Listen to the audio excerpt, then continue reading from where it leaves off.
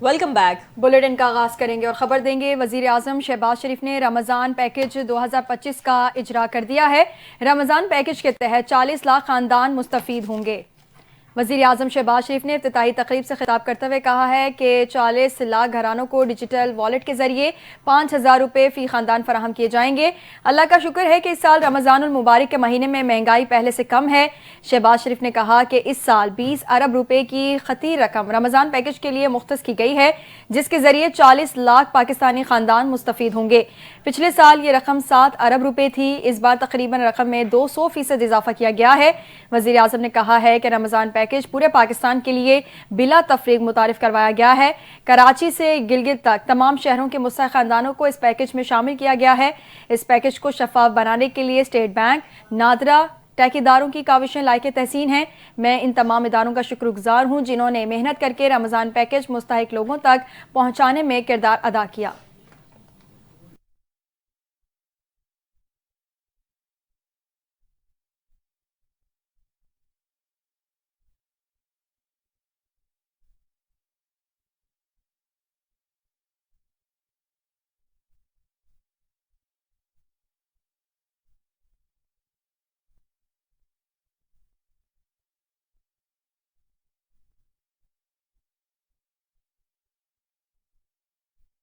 اور یہاں آپ کو اہم خبر دیں، تاریخ میں پہلی بار پنجاب میں دیہی خواتین کے لیے خصوصی بس سروس شروع کرنے کا فیصلہ کر لیا گیا ہے۔ بس سروس کے تحت ہر دیہی تحصیل سے ضلعی ہیڈ کوارٹر تک سفری سہولت فراہم کی جائے گی۔ وزیر اعلیٰ پنجاب مریم نواز نے انٹر ولیج ٹرانسپورٹ پلان طلب کر لیا۔ مرحلہ وار 25 بسوں پر مشتمل پلان کا جائزہ لینے کی ہدایت کی ہے۔ وزیر اعلیٰ پنجاب مریم نواز نے کہا، دیہات میں رہنے والی خواتین کو آمد و رفت کی سہولت فراہم کرنا ان کا حق ہے اور دیہی خواتین کے لیے مناسب ٹرانسپورٹ کا نظام نہ ہونا انتہائی تکلیف دہ عمل ہے۔ انہوں نے ٹرانسپورٹ سسٹم کے لیے جامع منصوبہ بندی کی ہدایت دیتے ہوئے کہا کہ اس اقدام سے طالبات اور مریض خواتین کو سفر میں آسانی ہوگی، جبکہ دیہی خواتین کا اعتماد بھی بڑھے گا۔ منصوبہ دیہی خواتین کے لیے ایک بڑی سہولت ثابت ہوگا اور انہیں جدید سفری سہولیات تک رسائی فراہم کرے گا۔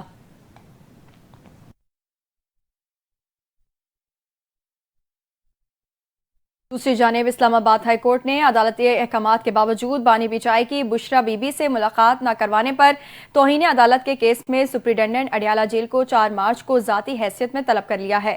قائم مقام چیف جسٹس سردار سرفراز ڈوگر نے تحریری حکم نامہ جاری کر دیا ہے۔ عدالت نے کہا کہ سپرنٹنڈنٹ اڈیالہ جیل پیش ہو کر وضاحت کریں کہ کیوں عدالتی احکامات پر عمل نہیں ہوا۔ حکم نامے میں کہا گیا ہے کہ وکیل کے مطابق بانی بیچائی کی بشرا بی بی سے ملاقات نہ کروانا 28 جنوری کے عدالتی فیصلے کی خلاف ورزی ہے۔ عدالت نے کیس کی سماعت 4 مارچ تک ملتوی کر دی ہے۔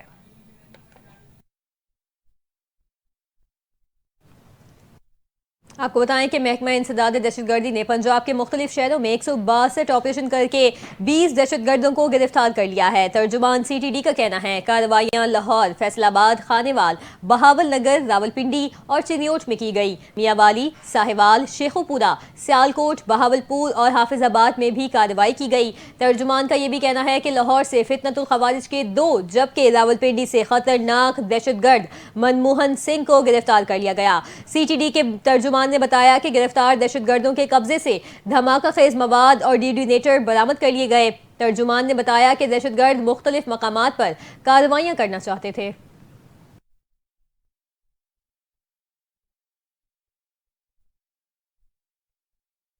اپڈیٹ کریں گے، آئندہ 15 دن کے لیے پیٹرولیم مصنوعات کی قیمتوں میں کمی کا اعلان کر دیا گیا ہے۔ وزارت خزانہ نے پیٹرولیم مصنوعات کی قیمتوں میں کمی کا نوٹیفیکیشن بھی جاری کر دیا ہے۔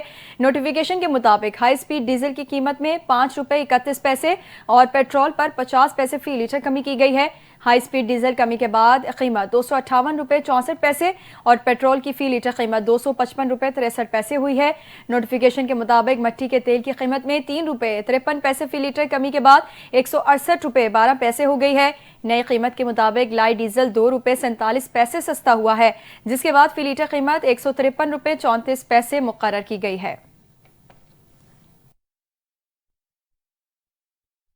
اب بات کریں گے مدرسہ جامع دارالعلوم حقانیہ کوڑا خٹک میں نماز جمعہ کے بعد خود کش دھماکے کی، جس میں جاں بحق ہونے والے مولانا حامد الحق سمیت دیگر کی نماز جنازہ ادا کر دی گئی ہے۔ نماز جنازہ میں افغان کاؤنسلر سمیت شہریوں کی بڑی تعداد دارالعلوم حقانیہ اکوڑا پہنچی۔ مولانا حامد الحق کی نماز جنازہ ان کے صاحبزادے مولانا صاحبزادہ عبدالحق ثانی نے پڑھائی۔ دارالعلوم حقانیہ اکوڑا میں سیکیورٹی کے سخت انتظامات کیے گئے۔ نماز جنازہ میں شہریوں کی بڑی تعداد نے شرکت کی۔ دارالعلوم حقانیہ اکوڑا خٹک دھماکے میں ثوابی سے تعلق رکھنے والے 2 شہداء کی نماز جنازہ بھی ادا کی گئی۔ شہداء عبدالوحید کی نماز جنازہ ان کے گاؤں زیدہ ہب، جبکہ شہید شاعر اور ادیب تجمل شاہ عرف تجمل فرحان کی نماز جنازہ ان کے گاؤں جلیسئی میں ادا کی گئی۔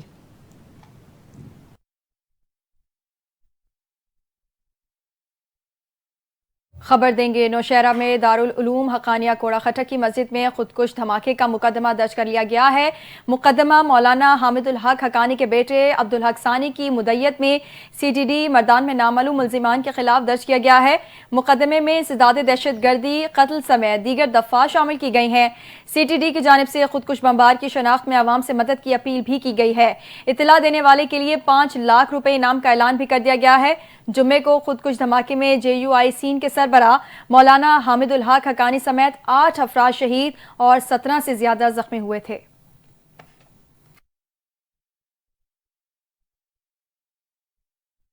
خبر دیں گے جوڈیشل کمیشن نے آئینی بینچ کے ممبران میں اضافہ کر دیا۔ جسٹس ہاشم کاکڑ، جسٹس عامر فاروق اور جسٹس اشتیاق ابراہیم آئینی بینچ کا حصہ ہوں گے۔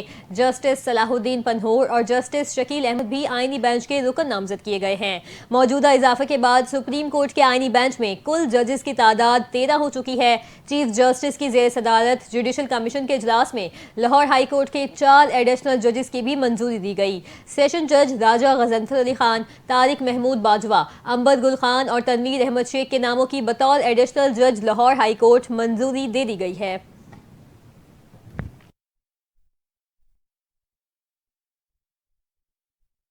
وزیر اعظم شہباز شریف سے روس کے اول نائب وزیر برائے توانائی کی 6 رکنی وفد کے ہمراہ ملاقات ہوئی ہے۔ وزیر اعظم شہباز شریف نے کہا ہے کہ پاکستان روس کے ساتھ تعلقات مزید مضبوط بنانے کا خواہاں ہے۔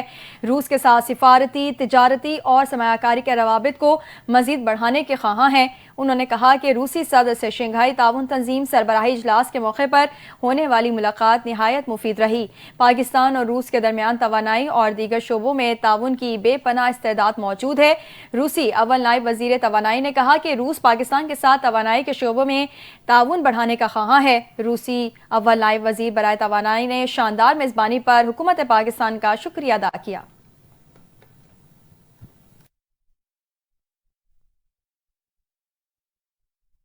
اب بات کریں گورنر پنجاب سردار سلیم حیدر خان کے بیان کی۔ ان کا کہنا ہے کہ ہم نے پنجاب کو فوکس کرنا ہے اور پیپلز پارٹی کو بحال کروانا ہے۔ گورنر پنجاب سردار سلیم حیدر نے کہا کہ آصف علی زرداری نے پوری پارٹی کو بلدیاتی انتخابات کی تیاری کرنے کی ہدایت کر دی ہے۔ پیپلز پارٹی بلدیاتی الیکشن کے لیے بھرپور تیاری کرے گی اور اچھا رزلٹ دے گی۔ ہم اتحادی حکومت کا حصہ ہیں، سب کو پتہ ہے ہم نون لیگ کی محبت میں نہیں بیٹھے، ہماری مجبوری ہے، ہماری مجبوری ملک کے سیاسی سسٹم کو بہتر کرنا ہے تاکہ مشکلات صورتحال سے نکل سکیں۔ انہوں نے کہا کہ ملک کے لیے صرف اتحادی حکومت کو سپورٹ کر رہے ہیں۔ اتحادی جماعت کو اپنے ساتھی کا سوچنا چاہیے۔ پنجاب میں مسلم لیگ نون کے ساتھ معاملات بہتر ہو جائیں گے۔ انہوں نے کہا کہ صدر مملکت نے کہا کہ بجٹ تک صبر کریں، تب تک معاملات بہتر ہو جائیں گے۔ خدا نخواستہ نہ ہوئے تو اس وقت بیٹھ کر فیصلہ کریں گے کہ کیا کرنا ہے۔ اب لگاتار صدر آصف علی زرداری اور بلاول بھٹو لاہور آتے رہیں گے۔ پارلیمانی پارٹی سے ملاقات میں حلقوں اور اضلاع کے حوالے سے گلے شکوے صدر کو بتائے گئے۔ اپڈیٹ کریں گے ورلڈ بینک کے کنٹری ڈائریکٹر برائے پاکستان ناجے بن حسن کا کہنا ہے کہ پاکستان میں معاشی استحکام مضبوط ہو رہا ہے۔ ایک بیان میں ناجے بن حسن نے کہا کہ پاکستان میں معاشی استحکام مضبوط ہو رہا ہے، جس سے پاکستان کے لیے 10 سالہ ترقیاتی منصوبے کے معاہدے پر دستخط کرنے کا موقع آیا۔ انہوں نے کہا کہ یہ منصوبہ نئے کنٹری پارٹنرشپ فریم ورک کے تحت $20 ارب کے ترقیاتی قرضے پر مشتمل ہوگا۔ ناجے بن حسن کا کہنا تھا کہ اس فنڈنگ کا استعمال صاف توانائی اور ماحولیاتی بحالی جیسے شعبوں میں کیا جائے گا، جبکہ منصوبے کا آغاز سال 2026 سے ہوگا۔ انہوں نے مزید کہا کہ ترقی کے لیے طویل المدتی منصوبے تشکیل دیے جا رہے ہیں اور یہ پلان ورلڈ بینک گروپ کی ترجیحات سے ہم آہنگ ہے۔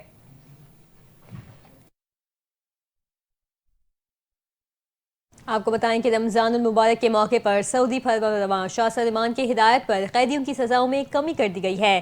کئی قیدیوں کو رہا کر دیا گیا۔ عرب میڈیا کے مطابق سعودی وزارت داخلہ نے ان قیدیوں کے لیے معافی کے طریقہ کار پر عمل درآمد شروع کر دیا ہے۔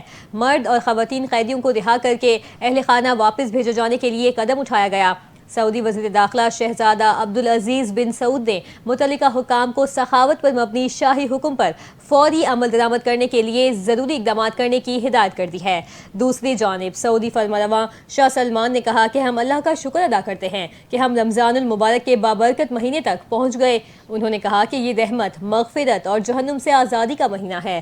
ہم اللہ تعالیٰ کا شکر ادا کرتے ہیں کہ اس مبارک ملک کو حرمین شریف اور ان کی زیارت کرنے والوں کی خدمت کرنے کا موقع ملتا ہے۔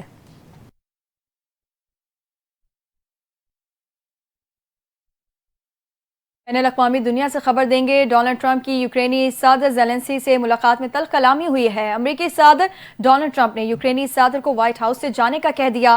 مشترکہ پریس کانفرنس منسوخ ہو گئی ہے۔ ملاقات میں امریکی صدر نے کہا کہ جنگ کو اب ختم کرنا چاہتے ہیں، بہت ہو گیا۔ اگر میں صدر ہوتا تو یوکرین روس جنگ نہ ہوتی۔ مجھے امن کے عمل درآمد کے طور پر یاد کیا جائے گا۔ یوکرین روس وار تیسری عالمی جنگ کی طرف جا سکتی ہے۔ امن مسئلہ حل کرنے کی طرف راغب ہیں۔ آپ کا ملک بڑے مسئلے میں ہے۔ یوکرین جیت نہیں رہا۔ امریکہ نے $350 ارب کا فوجی سامان دیا۔ ٹرمپ نے زیلنسکی سے مکالمہ کیا کہ امریکی امداد نہ ہوتی تو جنگ 2 ہفتے میں ختم ہو جاتی۔ آپ لاکھوں لوگوں کی زندگیوں سے کھیل رہے ہیں، تیسری عالمی جنگ کا جواب کھیل رہے ہیں۔ امریکی میڈیا کے مطابق یوکرینی صدر زیلنسکی وائٹ ہاؤس سے روانہ ہو گئے۔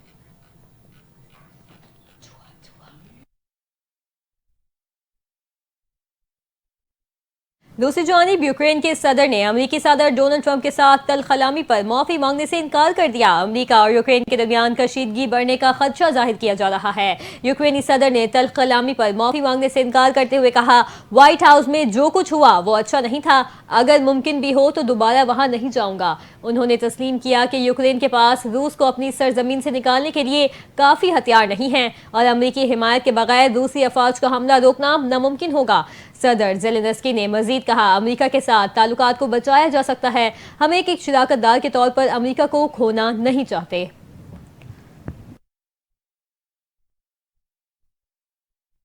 دوسری جانب کینیڈا کے وزیر اعظم جسٹن ٹروڈو نے امریکی صدر ڈونلڈ ٹرمپ کو وارننگ دیتے ہوئے کہا ہے کہ اگر کینیڈا پر ناجائز ٹیرف لگائے گئے تو سخت جواب دیں گے۔ کینیڈا نے سرحدی سیکیورٹی کو مضبوط بنانے کے لیے $1.3 ارب کی سرمایہ کاری کی ہے تاکہ اسمگلنگ کو روکا جا سکے۔ ٹروڈو کا کہنا ہے کہ جو فیٹنائل منشیات امریکہ پہنچ رہی ہیں اس کا 1% سے بھی کم حصہ کینیڈا سے آ رہا ہے۔ ہم جانتے ہیں کہ ہمیں اسے مزید کم کرنا ہے، اسی لیے ہم نے اپنی سرحدی نگرانی کو مزید سخت کر دیا ہے۔ امریکی صدر نے اعلان کیا ہے کہ ہم کینیڈا اور میکسیکو سے درآمدات پر 25% ٹیرف عائد کریں گے۔ ماہرین کے مطابق اگر امریکہ کینیڈا پر ٹیرف نافذ کرتا ہے تو کینیڈا بھی جوابی اقتصادی اقدامات کرے گا۔ یہ اقدامات دونوں ممالک کے تجارتی تعلقات کو نقصان پہنچا سکتے ہیں اور دونوں معیشتوں میں تجارتی رکاوٹیں پیدا ہو سکتی ہیں۔ اور کھیل کے میدان سے خبر یہ ہے کہ آئی سی سی چیمپئنز ٹرافی میں قومی ٹیم کی بدترین کارکردگی کے بعد نیوزی لینڈ کے خلاف وائٹ بال سیریز کے لیے سینئر کھلاڑیوں کو ڈراپ کیے جانے کا امکان ہے۔ ذرائع کے مطابق پاکستان کرکٹ بورڈ کے اعلیٰ عہدیدار قومی کھلاڑیوں کی ناقص کارکردگی کی وجہ سے سخت ناخوش ہیں۔ ذرائع نے بتایا کہ نیوزی لینڈ دورے سے کچھ کھلاڑی خود ہی دستبردار ہو سکتے ہیں۔ سینئر پلیئرز نے کرکٹ سے بریک لینے کے لیے مشاورت بھی شروع کر دی ہے۔ سیریز کے لیے سلیکشن کمیٹی آئندہ ہفتے سر جوڑ کر بیٹھے گی۔ ذرائع کا کہنا ہے کہ پاکستان کرکٹ ٹیم کی اگلی اسائنمنٹ نیوزی لینڈ میں وائٹ بال سیریز ہے۔ نیوزی لینڈ میں پاکستان ٹیم نے 5 T20 اور 3 ون ڈے میچز کھیلے ہیں۔ سیریز 16 مارچ سے 5 اپریل تک کھیلی جائے گی۔ ذرائع کا یہ بھی کہنا ہے کہ نیوزی لینڈ کے خلاف سیریز کے لیے قومی ٹیم سے شاہین شاہ آفریدی، حارث رؤف، نسیم شاہ اور بابر اعظم کو ڈراپ کرنے پر متعلق بازگشت جاری ہے۔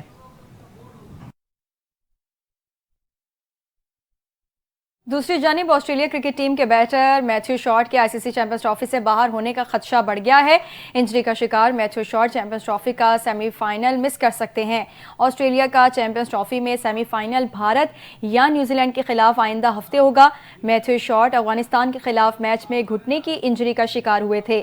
آسٹریلوی کپتان اسٹیو اسمتھ کا کہنا ہے کہ میرا نہیں خیال میتھیو شارٹ سیمی فائنل کے لیے فٹ ہوں گے، وہ مشکل میں ہیں اور زیادہ موومنٹ نہیں کر سکتے تھے۔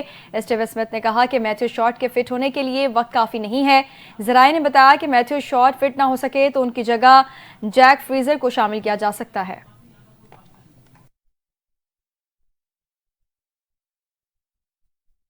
اور اب بات کریں آئی سی سی چیمپئنز ٹرافی کی، جس میں آسٹریلیا اور افغانستان کا اہم میچ بارش کی وجہ سے منسوخ ہونے کے بعد آسٹریلوی ٹیم سیمی فائنل میں پہنچ گئی، لیکن افغان ٹیم کے لیے راستہ انتہائی مشکل ہو گیا۔ بارش کی وجہ سے افغانستان اور آسٹریلیا کے درمیان آئی سی سی چیمپئنز ٹرافی کا اہم میچ منسوخ کر دیا گیا۔ لاہور میں آسٹریلیا کے خلاف افغانستان کے 273 رنز بنائے آسٹریلیا نے 12.5 اوورز میں 1 وکٹ پر 109 رنز بنائے، لیکن بارش کے باعث میچ ختم کرنا پڑا۔ دونوں ٹیموں کو 1-1 پوائنٹ مل گیا، جس کے بعد آسٹریلیا 4 پوائنٹس کے ساتھ گروپ بی سے سیمی فائنل میں پہنچ چکا ہے۔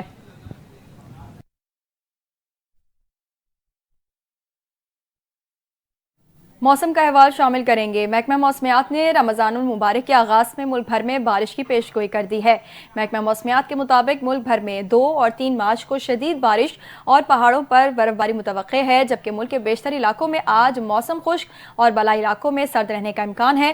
محکمہ موسمیات کا بتانا ہے کہ بالائی خیبر پختونخوا اور گلگت بلتستان میں مطلع جزوی ابر آلود رہنے کے علاوہ چند مقامات پر گرج چمک کے ساتھ ہلکی بارش اور پہاڑوں پر برف باری کی توقع ہے۔ بلوچستان میں بارشیں برسانے والا مغربی ہواؤں کا سسٹم صوبے سے نکل گیا ہے۔ بارکھان میں 10، قلات میں 6 اور سبی میں 3 ملی میٹر بارش ریکارڈ کی گئی۔ زیارت اور کوئٹہ میں 3 اور قلات میں درجہ حرارت 5 ڈگری سینٹی گریڈ ریکارڈ کیا گیا۔ محکمہ موسمیات کے مطابق ہفتے کو صوبے کے بیشتر اضلاع میں موسم خشک، جبکہ شمالی اضلاع میں سرد رہنے کا امکان ہے۔